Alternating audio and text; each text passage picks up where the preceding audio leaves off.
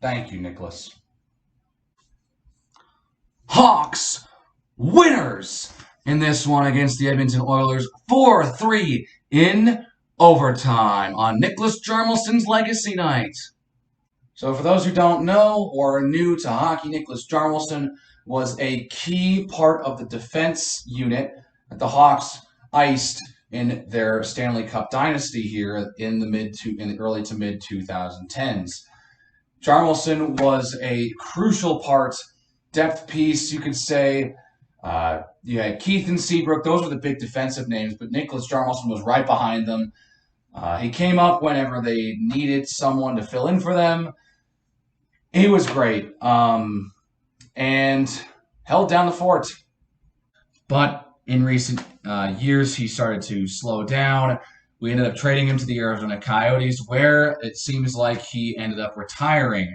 So tonight we honor his legacy, as they call it a legacy night. There are several more. Seabrook, I think, already had his. He had his last year, and I think a game against the Lightning. I think we already had one for Andrew Shaw. I think that was this year. But Hjalmarsson does get his legacy night as well. I thought it was a really smart choice to pick the lone game this season where Edmonton came to Chicago, because Duncan Keith is now on the Edmonton Oilers after we traded him away after last year. And so I thought it was a really smart choice to have Hjalmarsson's legacy night be on the same night Duncan Keith would be in town. Very heartwarming moment, but let's go ahead and talk about the game that took place tonight. Hawks coming off a 3-day break after their terrible loss to St. Louis. And, well, it's their first game of March. So if you want any signal that the season's coming to an end and it is do or die time right now, this is it. The fact that it is March now means that there's not even 2 months left in the regular season. And just a few minutes into the game, Jake McCabe keeps a clear attempt in the zone. And while Ryan Carpenter centers it to Philip Kurashev, finds an open Sam Lafferty on the bounce pass. One tip to himself, and he fires it past Mikko Koskinen.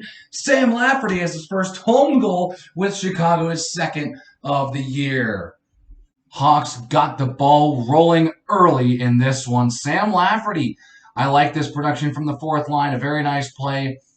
Carpenter gets a nice pass to Kurashev, who finds Lafferty moving right in front of the crease. Very well executed by the fourth line, and it pays off with a goal. With about 5.5 minutes to go, the Oilers on the power play would retaliate as Draisaitl pins up on a tough angle here, gets a pass for McDavid, just taps it right back to him. McDavid goes then towards the blue line, but a no-look pass right back to Leon Draisaitl, who doesn't move, and the Hawks decide not to do anything about, the best duo in the league. They don't do anything, and it's a no-look pass to McDavid, and Draisaitl snipes this puck right in the back of the net to give Edmonton a power play goal and a tie game.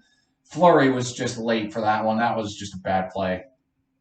Oh, the old no-look pass. Stang, you got me. You tricked me. You tricked the entire defense. It's one of the classic tricks in the book. It shouldn't be that hard to defend. But then again, we're talking about McDavid and Draisaitl, so yeah, they're just going to score anyway. So, I mean, even if you try your hardest, they're just going to score. And now with about 3 minutes to go in the first period. Oilers trying to clear it. They're already moving up like they're about to have an odd-man rush or something. They're getting ready to attack. But Colton Sevier can't clear it away as Caleb Jones has a nice play to get that back and keep it in the Hawks zone. Dylan Strome tips it back down to himself as that was in the air. Fires a quick pass right to guess who? Just take a wild guess on who's going to put this puck in the back of the net. It's Patrick Kane. I mean, yeah, he's just going to be the only guy that's open on the ice. I don't know how you leave him open like that, but you know what? You have those opportunities, you bury it. Patrick Kane, another one, add that one to the long list of goals he's got this year. So the Hawks take a 2-1 lead. But the period doesn't end just yet because Leon Draisaitl gets a nice pass. He's lightning fast in on Murphy, and he's got a streaking Evander Kane who's actually back and playing. And he did not have a good game when he played against us in Edmonton. As after that 1 week pause, but man, did he come through here? As Draisaitl's going to find him right in front of the net, and that's just a simple tap in right through the 5-hole of Fleury, or at least that seems like how that's scored. But Evander Kane scores anyways. No, he's not with the Jets. No, he's not with the Sharks anymore. He's with the Oilers, and it's 2-2 going into intermission. Connor, what are you doing? You're defending Leon Draisaitl. You don't think about where he's going to pass? You don't think about that? I know he's good. He can totally score, but I mean, do you not realize that he's probably going to pass the puck? Not a good play, man. I mean, he gave like half effort on that kneel down to try and stop that pass. He gave a stick poke. Oh, really went for it that time. It's 2-2 to intermission, and I don't really feel like talking about the second period. There wasn't really much going on. Let's jump to the third period. And early in the third period, the broadcast decides to have Niklas Hjalmarsson come on to the broadcast and talk a little bit.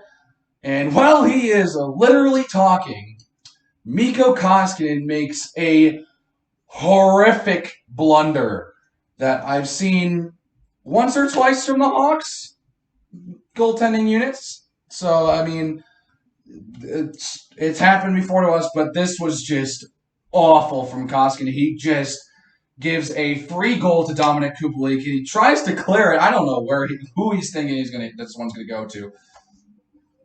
Kubalik takes this and puts it perfectly into the top right corner of the net, and it's 3-2 Hawks as Mikko Koskinen has a really bad blunder. It's just a really bad blunder.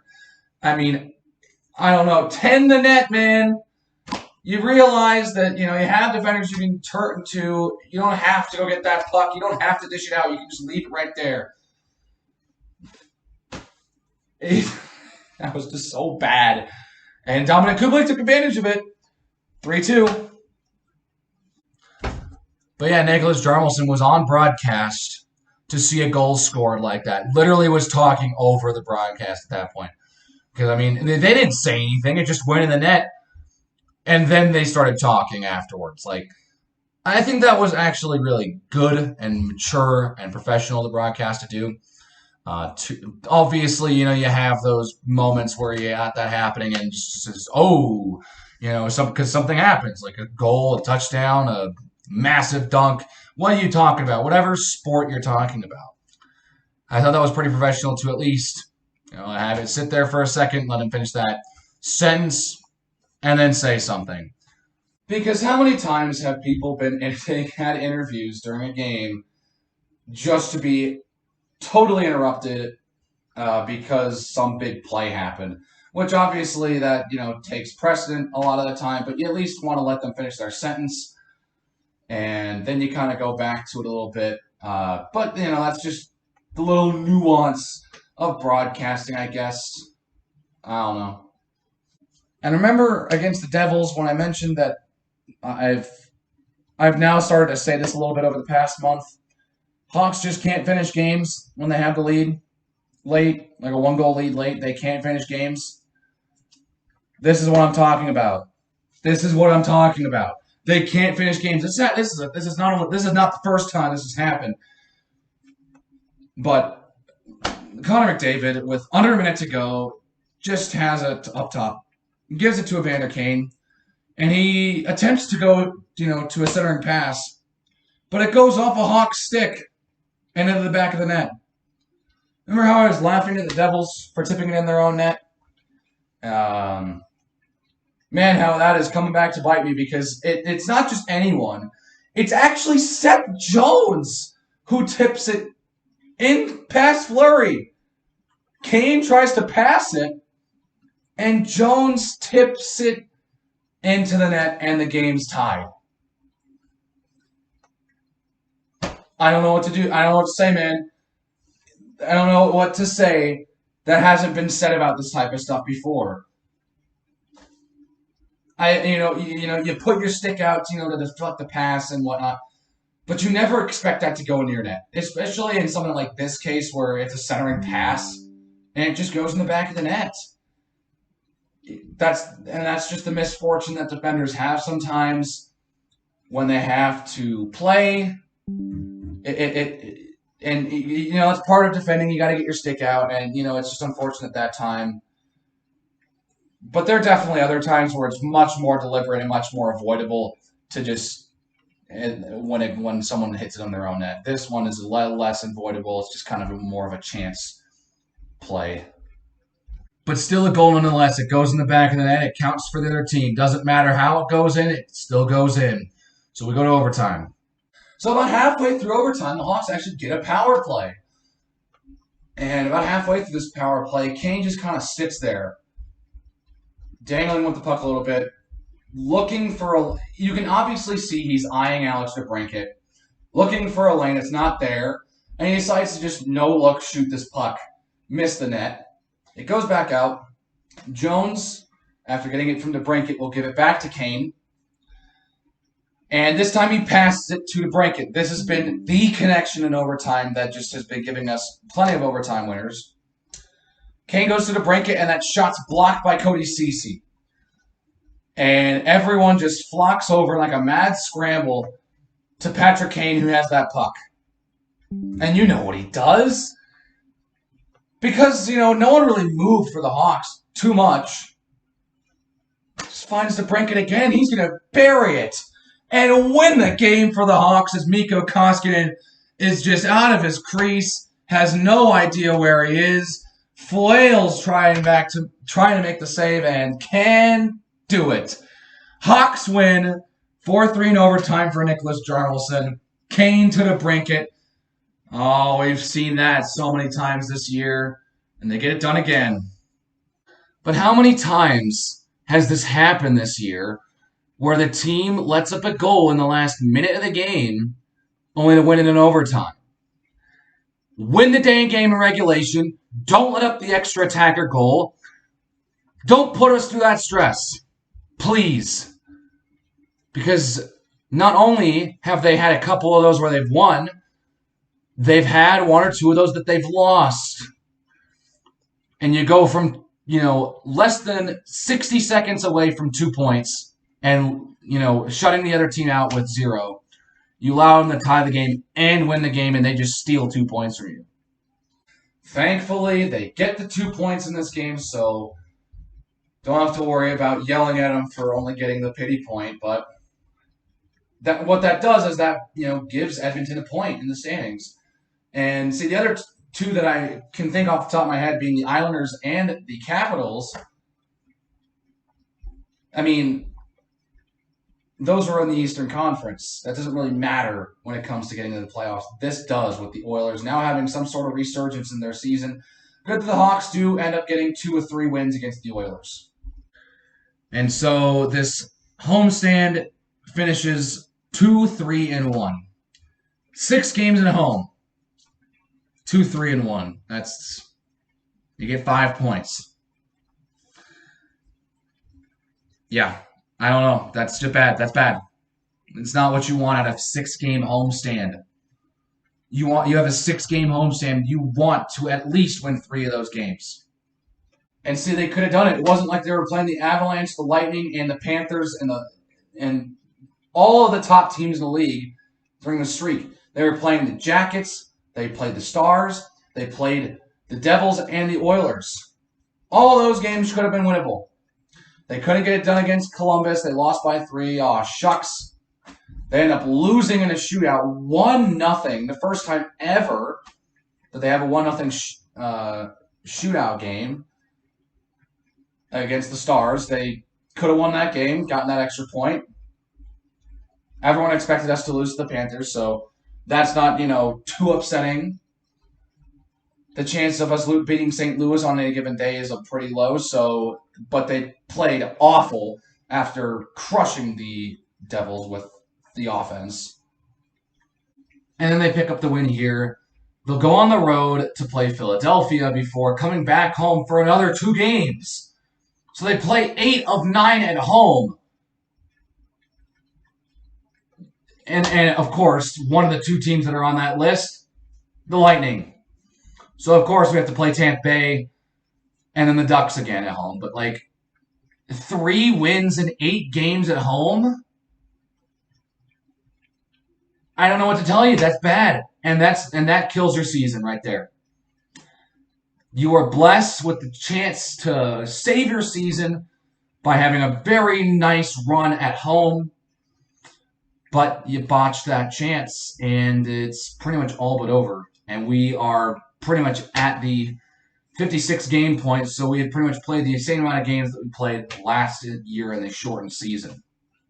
You know, it's the first time the Hawks are going to play in Philadelphia since 2018, since in combination with the shortened schedule and Philadelphia not being in our division, plus our game on the road against Philadelphia was in Europe in 2019-2020.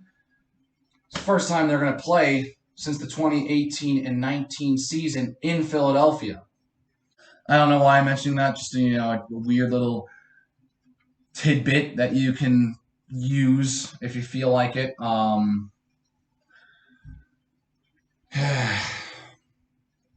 I knew this season was going to be a long year, and it is proving to be a really long season. To be honest, I'm struggling to do some of these reactions because college basketball is heating up. We're up to like the final week of the regular season. Conference tournaments are starting up. That is really exciting to follow. The Hawks are not, because they can't win games and they're just not exciting to watch because of that. And then it'll get harder with March Madness circling around. So this is going to be a long month of some rough hockey play. And then I get the wonder of March Madness, the best postseason in all of sports. The Stanley Cup playoffs are the best playoffs in professional sports. March Madness is the best postseason, period. Which is why I want the Hawks to get back to the playoffs sometime in the near future, because it feels like they aren't rebuilding, but they're rebuilding. They're in this weird state where they're trying to bring back old players. They're trying to save anything they can from our past successes. And maybe with Stan Bowman finally gone, things can change and we can have a proper rebuild that could get us back to the postseason, hopefully before Kane and Toews retire one last time. But happy the team got the win in Niklas Hjalmarsson's legacy night. That's going to do it, I think, for this one. So if you liked it, please hit the like button and hit that subscribe button. So I will see you guys next time. Take care.